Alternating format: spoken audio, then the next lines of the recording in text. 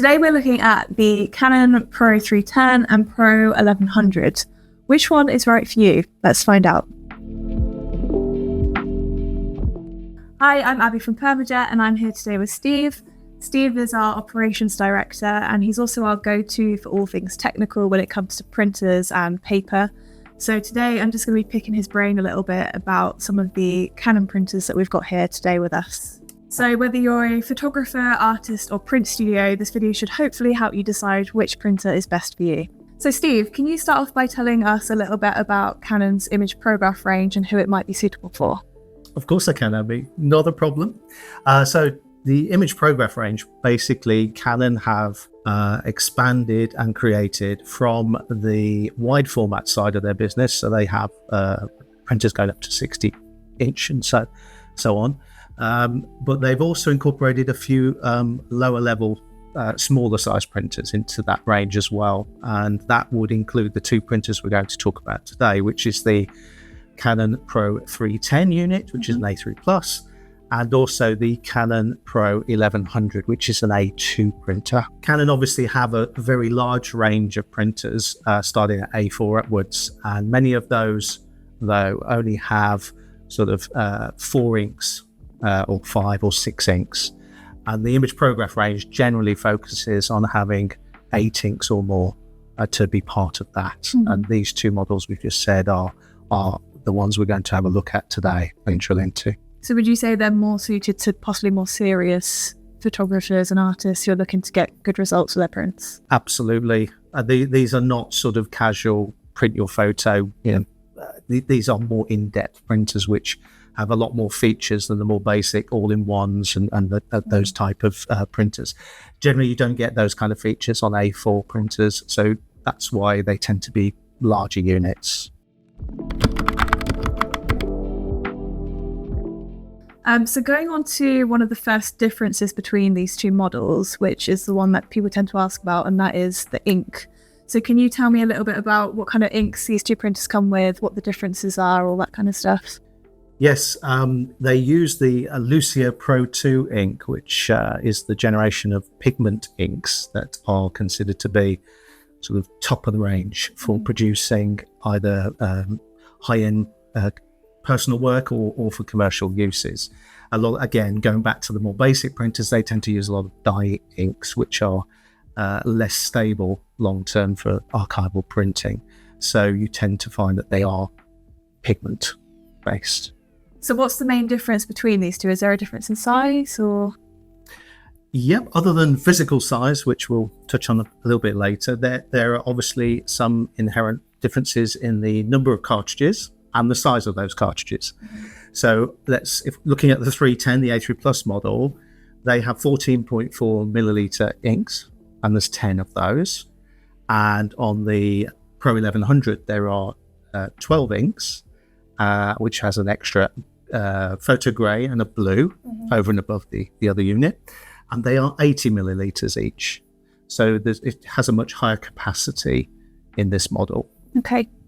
And what impact would you say that would have for someone using these printers? Well, obviously it gives you a much more advantage in producing more prints at a lower cost price, basically, because the cartridges are larger. They're going to end up being cheaper per milliliter, which means the printer overall producing the same prints on both units is going to work out cheaper per print to produce it. So another one of the main differences between these two models is the print size capability. So can you talk to me a little bit about that as well? Yeah, no problem. The 310 unit, it goes up to a maximum of A3+, and will go down to as small as a sheet size of 6x4 or 100 millimeters by 150 millimeters. And it has the traditional, on the Pro range, as usual, it has 3 feeding slots. So you've got one at the very back, which is for more thick and fine art type papers, and then you've got your normal sort of top feed on the very top, which is for your more basic everyday stuff like gloss, satin, matte and so on. And when we turn to the PRO-1100, this is obviously going up to an A2 size print, so you get a little bit of extra capacity on the sides, it will actually take a 17-inch cut sheet off a roll. So if you were getting adventurous, someone is just getting that little bit, you could go slightly wider than A2, and then you can feed that through manually. But that takes A2 sheets right down to, again, to the size of a 6x4 or 100 by 150 millimeter postcard type size paper. Okay. And you can do panoramics on these printers as well, can't you? Oh, yes. So the new range, this is relatively new to these models as well. Originally, you couldn't really go more than about 1.2 meters on Canon desktop printers. But in recent times, when this unit came out, they extended that up to, it's about 3.3 meters, 10 feet, just over 10 feet in Imperial. But that gives a huge scope for producing some really cool wall art or work like that, if that's what you are into. So one of the kind of obvious visual differences between these two printers is the size. So the 1100 is much bigger than the PRO-310. So would you say there's a better environment for each of these printers? Yes, I think you just need to be, they could live in the same environment, but I think what you need to consider is that the weight of the 1100 unit is considerably more than the PRO-310. So it needs to sit on a very robust either tabletop or desk with ample space around it to run all the features and open the flaps and so on, particularly if you're going to use the fine art rear feed, because that has to tilt back 2 or 3 inches. And so the A3 Plus one, the PRO-310, takes up less space, doesn't need so much support weight-wise, but again, you'll need some space around it to work and open all the flaps and do what you want with it. Obviously, that leads me on then to the connections and so on. So ideally, we suggest that you always connect these with a cable.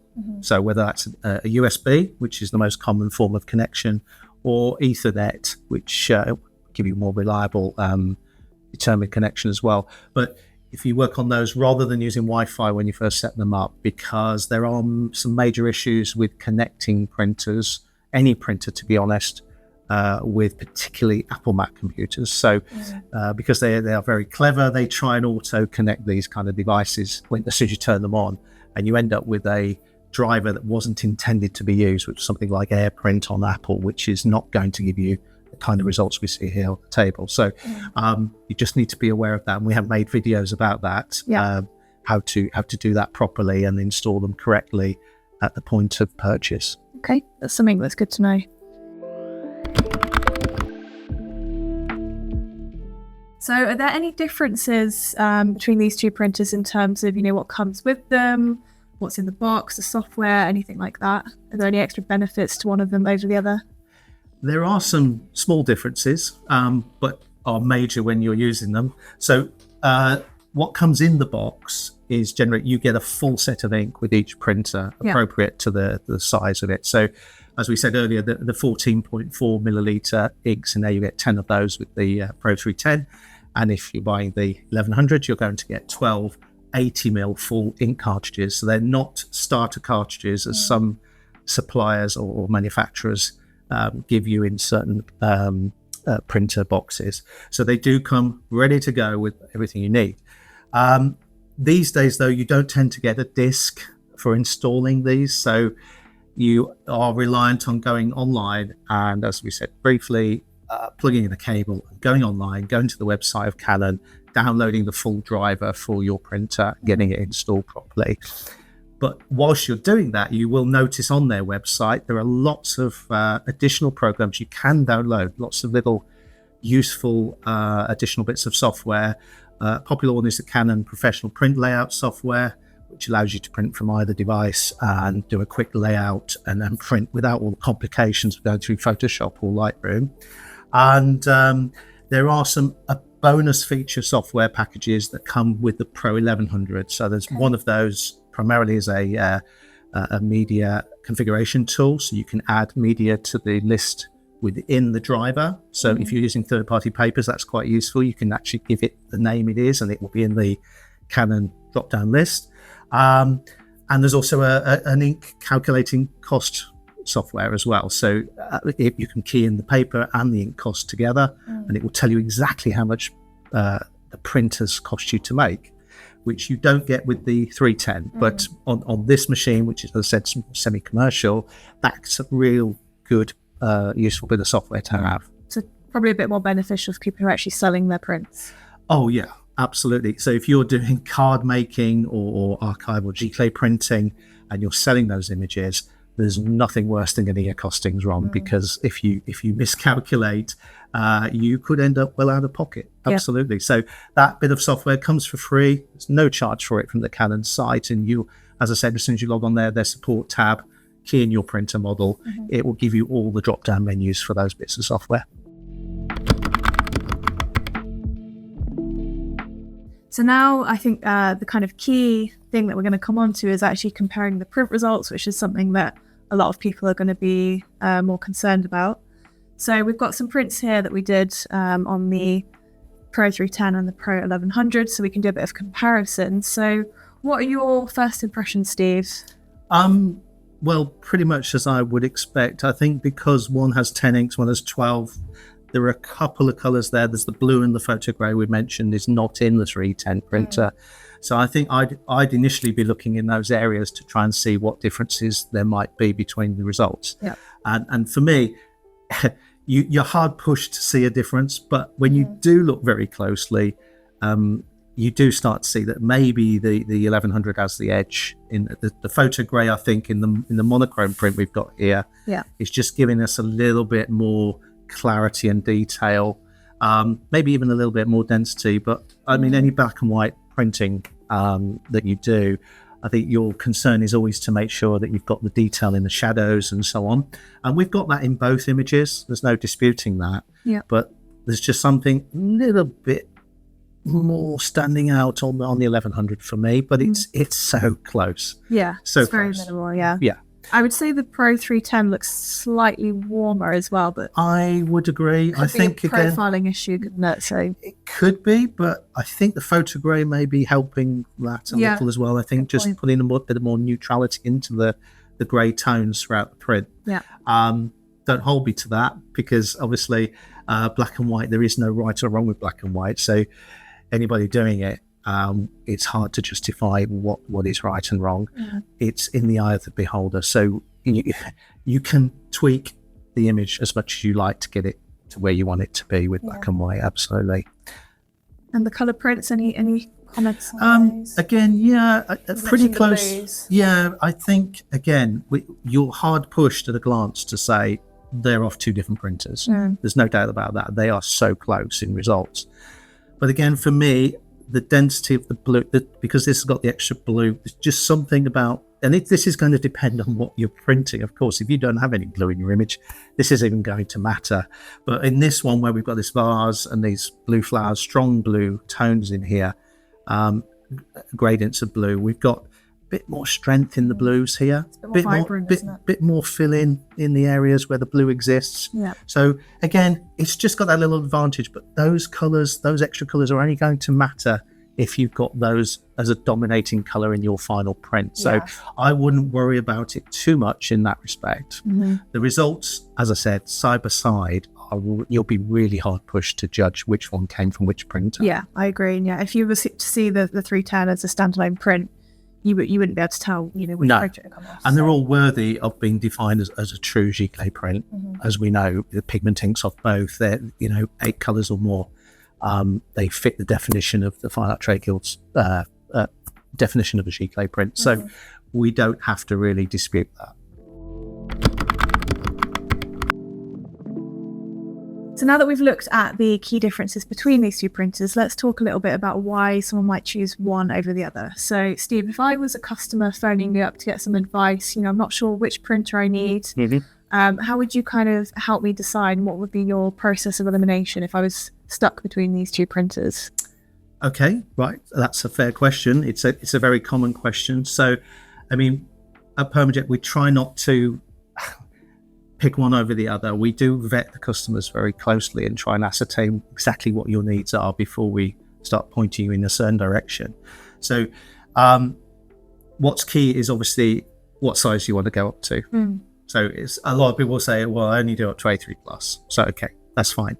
That may mean that you're not going to look at the PRO-1100. But then the next question usually is, how much does it cost to do a print? Yeah. So the two are sort of related, because you go, well, actually, if you went a little bit bigger, you could actually, even if you don't use it that often, that extra size, you get your running costs down. So there's a whole sort of myriad of questions to consider as we talk to you on the phone and go through that journey of getting you to where you want to be. And of course, some people phone up and say, well, I've only got X amount of pounds budget. And that would probably negate talking about the more expensive one straight away. So, you know, we play fair in that respect, and we try to understand exactly what your end goal is. And if you say to us, I want to buy this for a business reason, or go sort of semi-commercial, we again take that on board and probably would start to push the 310 back a little and look more at this one. So there's a lot of facts to consider as we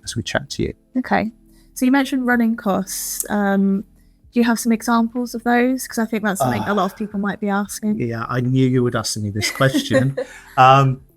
So yeah, what I did was, before we sat down here today, I thought I'd just jot down some costs of where we are today anyway. So looking at the PRO-310, for instance, it uses 10 inks, as we've established, and the inks are £16.99 each. At this time? Today, and that includes VAT. And so a whole set you could buy slightly cheaper at £149.95. And so therefore, if you take that amount of inks, 10 sets, times 14.4 and divide it into the set price, you end up with a milliliter price of £1.04 per milliliter. Yeah. Okay. So that's what you're paying for the smaller unit. We then have this sort of average figure we work to in all our costings at PermaJet here. When we give people some figures, we like to work on, say, an 80% ink coverage on a print, typically for a keen photographer type printer, a printing person. And if you take that backwards, then on a high quality A4 with 80% coverage, you're using then about 0.6 of a milliliter. Okay. Yeah. So that equates to 62 pence. So an A4, 80% ink coverage on the PRO-310 is around 62 pence worth of ink, plus the cost of the paper. Yeah. Okay. And I'm sure you're going to summarize these facts for everyone at home. The larger unit, the costings look slightly different. So when you look at the 80mm inks in this one, times 12, we have a £46.99 individual cartridge of 80 milliliters. The set sounds expensive, £529.95. Yeah. Okay, so but that is 12 inks. That makes the milliliter cost about 55 pence. Okay, so remember we were 104 with this one, we're now at 55, so we're nearly half the running cost per milliliter. Yeah. And if we do the 80% calculation, we're back to about 0.6 of a mil per A4. That means that you're paying around 33 pence. Wow. Okay. So against 62. Yeah. So it is nearly half. Yeah. It is nearly half. And this is the important factor. You're paying approximately, printer-wise, you're paying about £500 more for the printer, £400 more. But you are getting a lot more ink with the big one. Yeah. So in the long run, you're going to save more money. Absolutely. And that obviously, if you're using this printer then as a sort of commercial, sort of semi-commercial unit and for your own use, and you want to resell things, this is going to put pounds in your pocket. Yeah. Yeah. That makes sense. Okay. So to sort of summarize that, you'd say that the 1100 is probably more suitable for someone looking to save money in the long run, who's got maybe a bigger budget up front, someone who's looking to sell their work, someone who's a bit more commercial, and then maybe who would you maybe recommend the 310 to? It will appeal to anybody, but I think if you are obviously you have limited space, being a smaller unit, it is more in line with the general printers out there in terms of its size.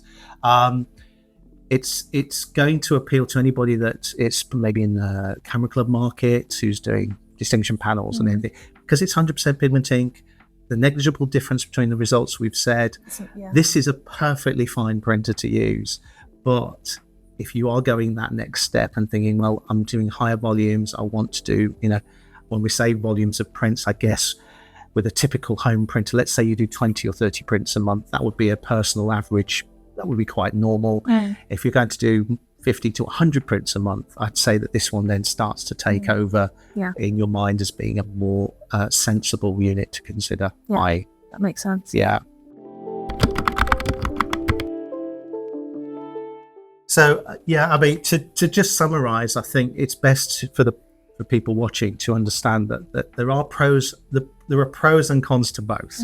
The cons really are more about maybe the size of the units and the initial upfront investment. So thinking about how I present that on this video, I thought, well, actually, I'll just jot down some notes and say what we feel the reasons to buy would be when considering both. So with the smaller one, the 310, the PRO-310 A3 Plus printer, I've just written down here, the initial upfront cost is lower. So the initial upfront investment to buy it is going to be at £699, comes complete with all the inks you need. You're ready to go. You've got a Giclée fine art printer there. It's a smaller physical bench space than the 1100, so that could work in your favor too. There's less investment in the ink set. So if you're not a prolific printer and you are only doing 5 or 10 prints a week, you might not want an 80mm cartridge times 12 sat idle for a lot of the time, doing very little. So again, practicality might say that the 14.4mm inks make more sense in that situation. And that would be pointing to a lower to medium output user really. And that's fine. Fits the bill perfectly. And the other thing I didn't mention was A3 Plus size does cover probably 90% of sheet market printing, anything up to A3 Plus. The A2 size is like just that little bit extra bonus, but tends to then drop into maybe poster printing and slightly larger format things. And that may appeal to those people. So if you're only going to ever go up to A3 Plus and less than, I always say on the phone actually, if less than 5% of your work's going to be A2 requirement, I wouldn't go for the A2. I'd probably just stick with the A3 Plus and depend on your frequency of use. So if you were then looking at the PRO-1100, the reasons why you might consider that, you've got the higher volume and value of ink priced within the initial investment. So we know that £550 of ink set is included in the price. So you've got 1099 for the unit. All those inks are in there, ready to go. It will use some of that ink, obviously, on initial priming, which we didn't mention. So you will end up buying inks, but you're buying 80mm inks each time you replace them. So it's better value per milliliter when you replace the ink.